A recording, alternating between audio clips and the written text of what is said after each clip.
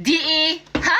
دي مش كوسه ولا حتى قرع ولا حتى خبور، دي زغلله ياما او اديني عقلك. الساعه 3 الفجر دلوقتي وجالي تليفون اللي الصبح جاي لي اخواتي وطلبوا مني ياكلوا محشي. ما لقيتش غير البتنجان ده والكوسه اللي بالحجم ده. تقولونيش انا هعمل فيهم ايه، بس هضطر ان انا احشيهم. هتحشيهم ازاي وهيتقدموا ازاي؟ صلوا على النبي بس انتوا الاول. صليتوا على النبي ولا لسه؟ الهي يا رب اللي تصلي على النبي وتعمل لايك واكسب لور، يا رب يديكي اجمل بيبي، ربنا يجبرك عاجلا غير اجلا.